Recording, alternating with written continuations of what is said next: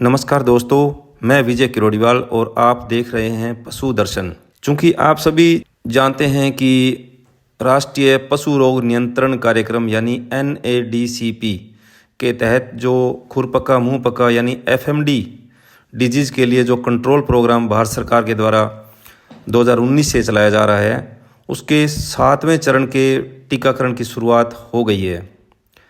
इस control programme के तहत जो 4 माह से बड़े गोवंश, भैंसवंश, भेड़ बकरी और सूअर की जो आबादी है उसका 100% और ब्रुसेलोसिस बीमारी से बचाव के लिए 4 से 8 महीने की आयु की बोवाइन मादा बछड़ियों का 100% टीकाकरण किया जाना है। आज हम गाय में फुट एंड माउथ डिजीज यानी कि खुरपका मुंह पका रोग के टीकाकरण की पूरी प्रक्रिया दिखाने वाले हैं। दोस्तों, आपको इस वीडियो में हम 3 चीज़ें सीखेंगे। पहली तो FMD टीकाकरण क्यों ज़रूरी है, दूसरी गाय को सही तरीके से टीका कैसे लगाते हैं, और तीसरा और महत्वपूर्ण बात भी, टीकाकरण का जो डेटा है वो भारत पशुधन ऐप में कैसे अपलोड किया जाता है।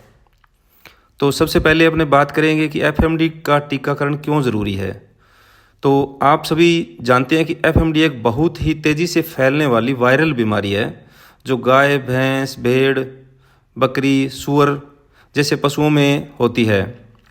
इस बीमारी से पशुओं के मुंह, जीभ और खुरों में छाले पड़ जाते हैं और वे ठीक से खाना पीना नहीं कर पाते। इसलिए इसका टीकाकरण बहुत ज़रूरी होता है। और आपको पता ही है कि FMD डिजीज़ है वो एक वायरल डिजीज़ है, तो इसकी रोकथाम का एकमात्र उपाय टीकाकरण ही है। इसलिए टीकाकरण ज़रूरी है। टीका लगाने से पशुओं में एक तो FMD के वायरस से लड़ने की क्षमता बढ़ जाती है और बीमारी होने की संभावना कम हो जाती है। इसके साथ ही FMD होने पर गाय भैंस का दूध बहुत कम हो जाता है। तो अगर टीकाकरण अपने करवा रखा है तो दूध उत्पादन सुरक्षित रहता है, क्योंकि वो रोग से पशु बचा रहता है। यह बीमारी एक पशु से दूसरे पशु में बहुत जल्दी से फैलती है, तो नियमित टीकाकरण से पूरे झुंड में बीमारी फैलने का खतरा कम हो जाता है। तो फुट एंड माउथ डिजीज़ एक बहुत ही संक्रामक और वायरल बीमारी है, तो इसका टीकाकरण बहुत ही ज़रूरी है। अब दूसरी बात करें कि गाय को टीका सही तरीके से लगाते कैसे हैं। ये बहुत ही महत्वपूर्ण बात है। सबसे पहले तो टीकाकरण की तैयारी करते हैं। टीकाकरण की तैयारी करने के वक्त हमें कुछ चीज़ों को बहुत ध्यान रखना चाहिए, जैसे वैक्सीन। चूँकि आप जानते हैं कि जो FMD के बचाव के लिए जो वैक्सीन आती है वो 2 से 8 डिग्री सेंटीग्रेड के मध्य उसका रख रखाव सुनिश्चित होना चाहिए, अन्यथा वैक्सीन खराब हो जाती है। तो वैक्सीन सही तापमान में रखी हो, स्टेराइल सिरिंज और नीडल का उपयोग किया जाए, पशु को अच्छे से पकड़कर शांत रखें, इंजेक्शन लगाने वाली जगह बिल्कुल साफ़ सुथरी हो।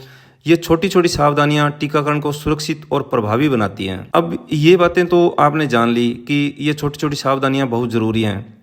अब हम गाय को क्या करेंगे कि सही तरीके से पकड़ेंगे ताकि टीका लगाते समय किसी प्रकार की ना तो पशु के चोट लग पाए और ना ही जो वैक्सीन कार्य में जो पशुपालक मदद कर रहा है या जो अपना वैक्सीनेटर है उनके भी चोट ना लग पाए।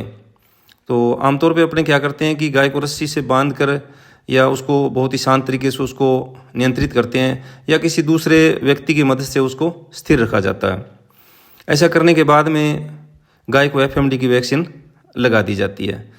ये भी ध्यान रखें कि जो FMD वैक्सीन का जो टीका है वो डीप इंट्रामस्कुलर ही लगाया जाता है, और इसके लिए जो मिड नेक रीजन यानी गर्दन का जो हिस्सा है सबसे उपयुक्त स्थान होता है। सही डोज और सही तकनीक से टीका लगाना बहुत ज़रूरी है। ऐसा नहीं करने से वैक्सीन का फ़ायदा कई बार नहीं मिल पाता। अब तीसरी और बहुत महत्वपूर्ण बात अपने जो शुरू में करी थी कि टीकाकरण का डाटा भारत पशुधन ऐप में कैसे अपलोड किया जाता है।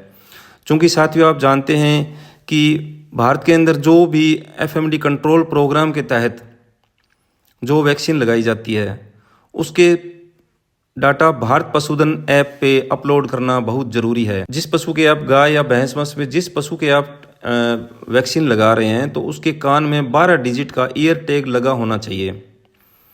तो इसके लिए क्या है कि टीकाकरण के वक्त पशु की पहचान बहुत ज़रूरी है। इसके लिए हम पशु का क्या करेंगे, पशु के एक तो ईयर टैग लगाएंगे, पशु को नियंत्रित करेंगे और टैग एप्लीकेटर की सहायता से जो 12 डिजिट का टैग नंबर विभाग द्वारा प्रोवाइड करवाया जाता है वो उस पशु के कान में लगा देंगे।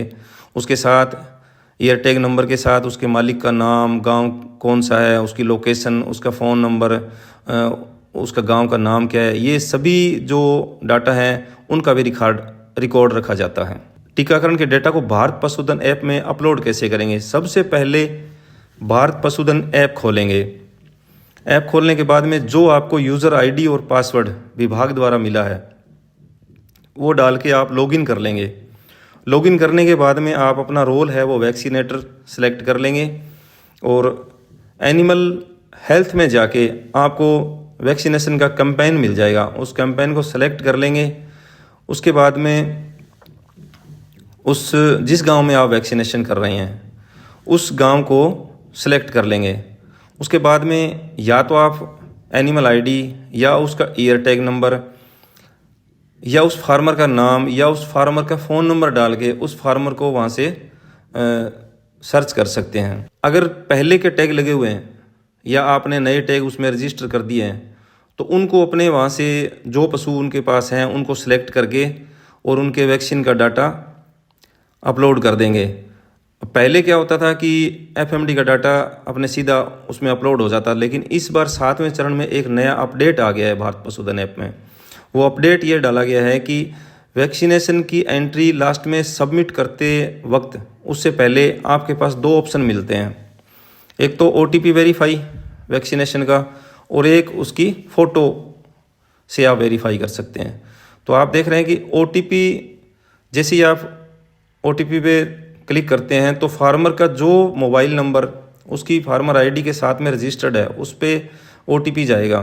वो OTP यहाँ डाल के आप सबमिट कर देंगे तो एफएमडी के जो डाटा है वो डिजिटल रूप से भारत पशुधन ऐप में सेव हो जाएंगे।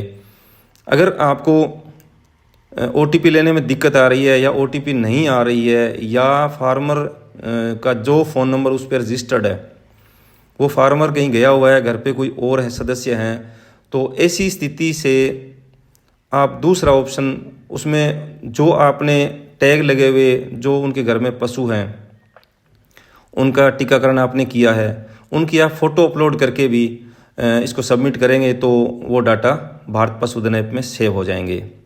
तो ये कुछ प्रक्रिया है एफएमडी की वैक्सीनेशन क्यों ज़रूरी है और सही तरीके से टीका कैसे लगाया जाए और भारत पशुधन ऐप में उसको डाटा को कैसे अपलोड किया जाए।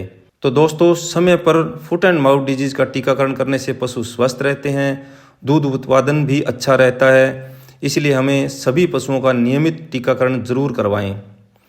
और आपको पता है कि 6 माह के अंतराल पे मुंह खुर के टीके या एफएमडी का जो टीका है बचाव के लिए वो लगाया जाता है।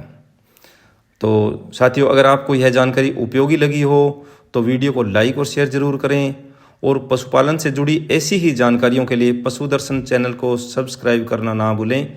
धन्यवाद।